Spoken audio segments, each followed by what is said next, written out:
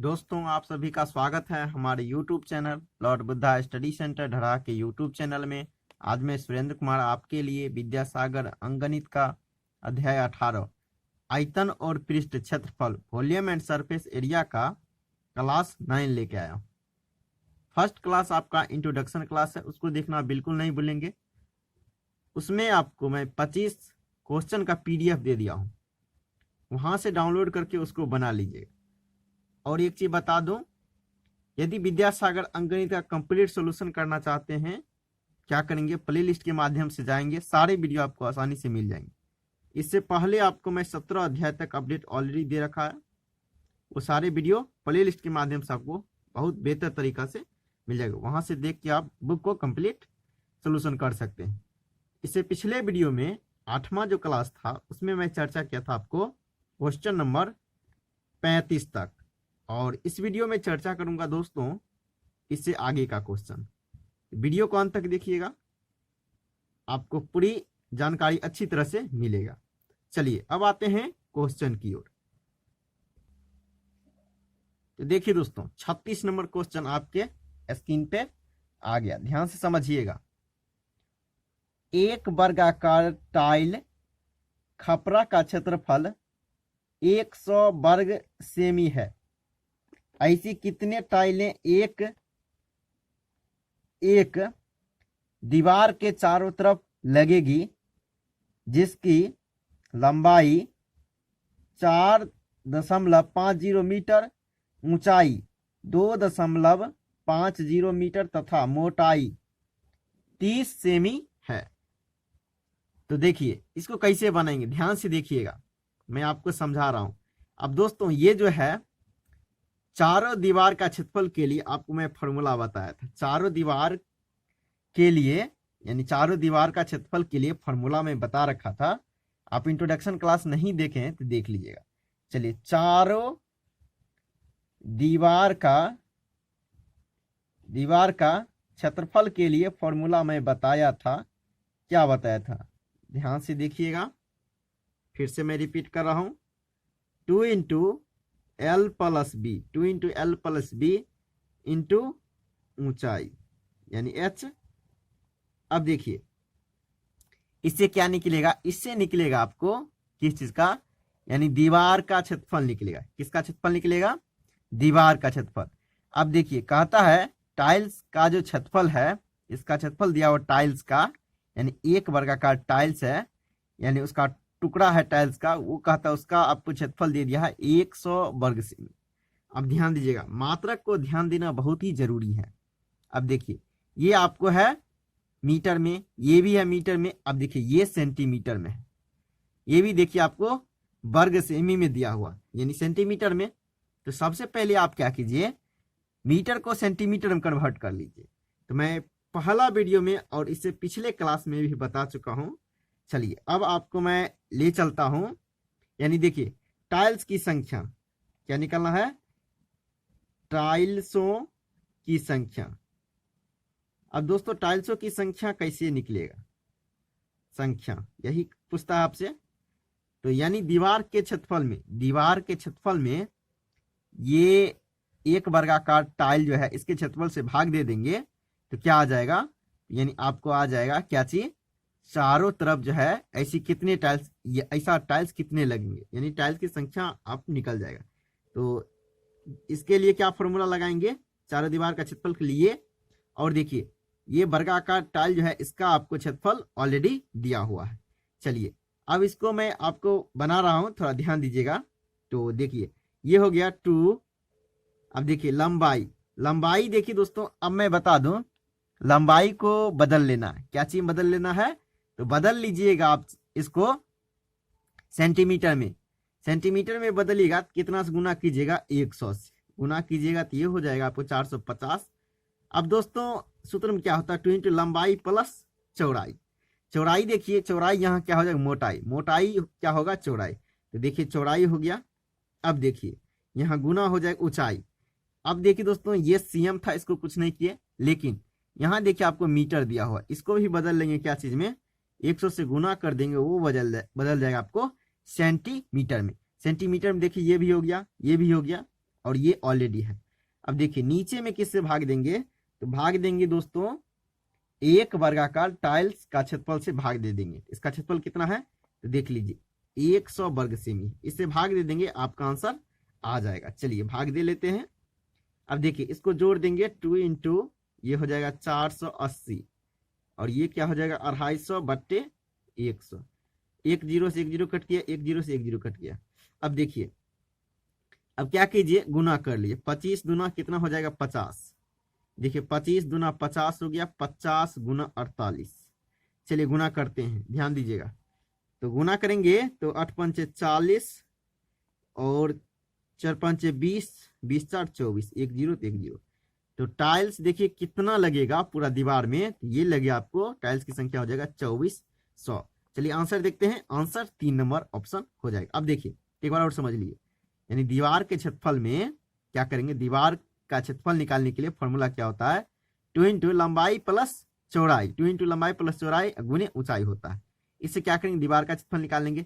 और देखिए ये टाइल जो दिया हुआ उसका क्षेत्रफल आपको दिया हुआ कितना दिया हुआ है, दिया हुआ है 100, उससे भाग दे देंगे क्या आ जाएगा टाइलों की संख्या आ जाएगा, दीवार में कितना टाइल्स लगेगा। तो दोस्तों एक चीज बताइए, आप चारों दीवार में ही टाइल्स लगाएंगे, यानी इसीलिए चारों दीवार का क्षेत्रफल निकाला जाता है। अब चलता हूं क्वेश्चन नंबर 37 की ओर। ध्यान दीजिएगा दोस्तों, क्वेश्चन नंबर 37, इसको पहले ध्यान से समझिए। 37 नंबर क्वेश्चन कहता है एक घना स्थित क्यूबॉइड, घना स्थित क्यूबॉइड की लंबाई चौड़ाई और ऊंचाई ये दिया हुआ है क्रमशः 15, यानी एल का मान दिया हुआ 15 cm और डी का मान दिया हुआ है आपको 12 cm और एच का मान देखिए दिया हुआ 11 cm। अब देखिए दोस्तों ये दिया हुआ है, कहता है ये दिया हुआ है तथा एक घन यानी क्यू का किनारा, किनारा क्या हो गया घन का भुजा दिया हुआ, किसका भुजा दिया हुआ है घन का भुजा दिया हुआ। ध्यान दीजिए घन का भुजा आपको दे दिया कितना, घन का भुजा दे दिया है 12। याद रखिए घन का एक भुजा कितना दे दिया है, दे दिया है 12। कहता है दोनों में किसका आयतन अधिक होगा, ये हो गया आपको घनाभ, ये हो गया घनाभ और ये क्या हो गया ये हो गया घन। दोनों का आयतन कहता है क्या होगा। चलिए इसका आयतन आप जानते हैं, घनाभ का आयतन के लिए फॉर्मूला क्या लगाएंगे L गुने B गुने H। घनाभ का आयतन के लिए फॉर्मूला क्या लगाएंगे L गुने B गुने H। देखिए L का मान 15 हो गया, B का मान 12, H का मान 11।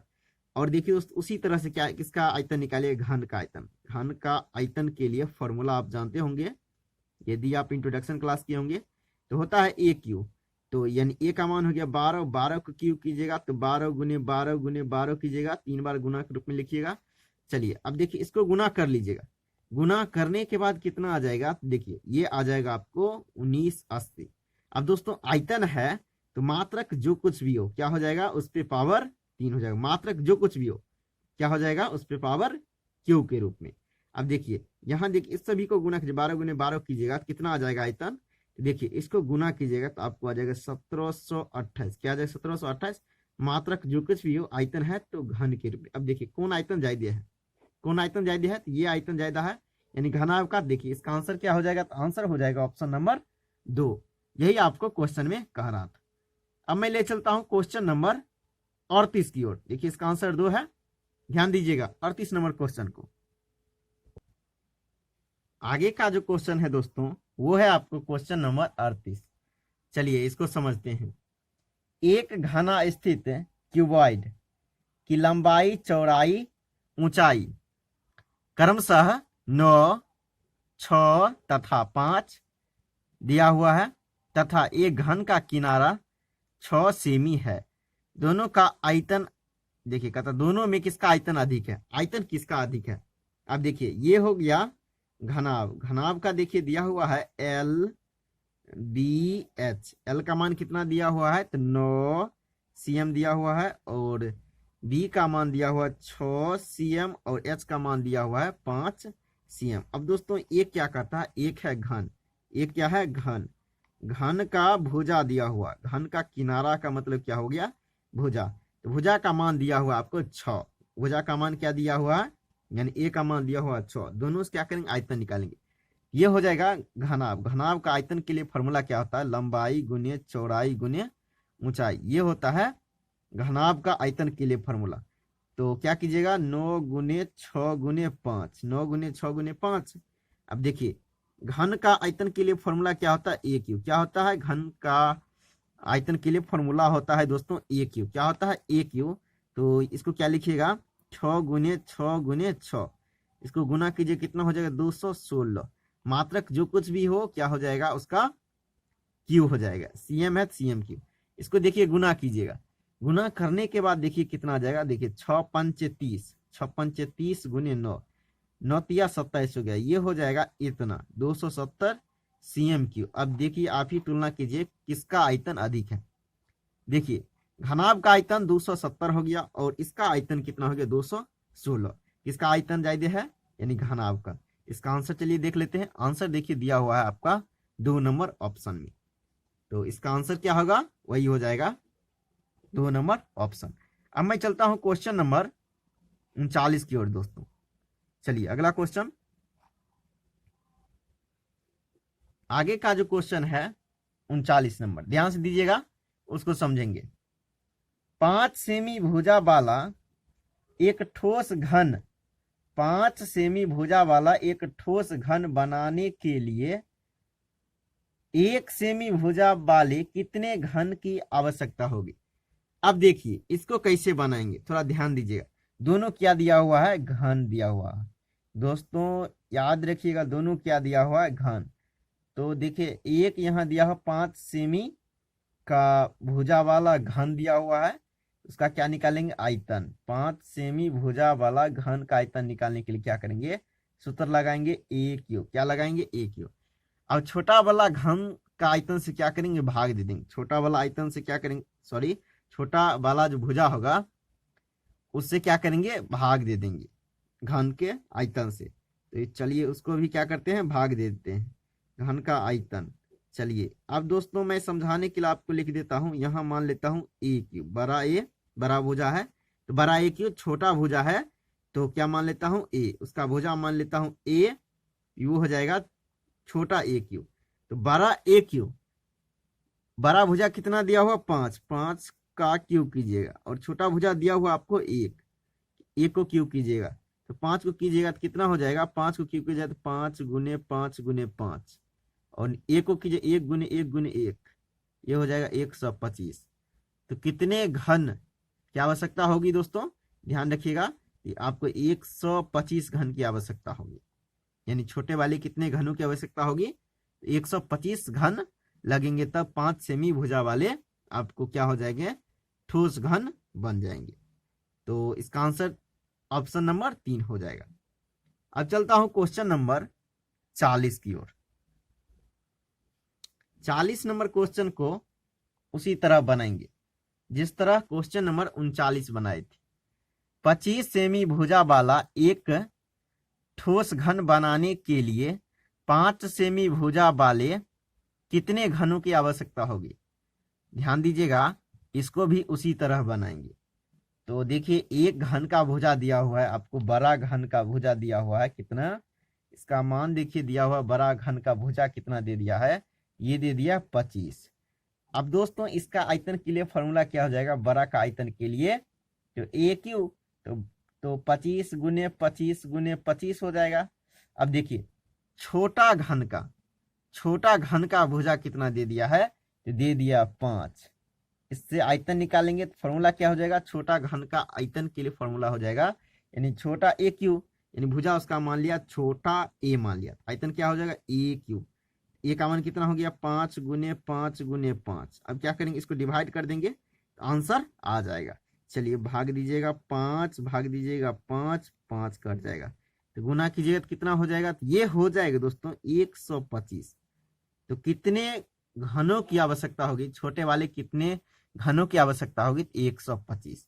इसका आंसर क्या हो जाएगा, ऑप्शन नंबर 2। अब दोस्तों इससे पिछले वीडियो में आपको मैं कुछ रीजनिंग्स दिया था, उसको आप नहीं बनाए, बहुत सारे लोग नहीं बनाए हैं, आपको मैं एडवाइस के रूप में दे रहा हूं, उसको आप जरूर बनाया कीजिए। क्योंकि उसमें तर्कपूर्ण और नहीं बनता है तो आप कमेंट जरूर कीजिए। और एक चीज बता दोस्तों, आप लोगों से अनुरोध है कि आप लोग वीडियो को थोड़ा प्रमोट करने का प्रयास कीजिए ताकि मनोबल बना रहे। और क्योंकि इसमें क्या होता है दोस्तों, परेशानी होता है, आप लोगों का कमेंट आता है तो मैं उसको समय निकाल के, इसे समय अभी नहीं है, आप जानते होंगे बहुत सारे एग्जाम्स हैं, तो मैं भी प्रिपरेशन करता हूँ, तो उसमें क्या होता है मैं भी बिजी रहता हूँ, उसको निकाल के आप लोगों का को टाइम देता हूँ। तो आप लोग इतना जरूर किया कीजिए, इससे मनोबल बना रहे कि आप लोगों को वीडियो आते रहे।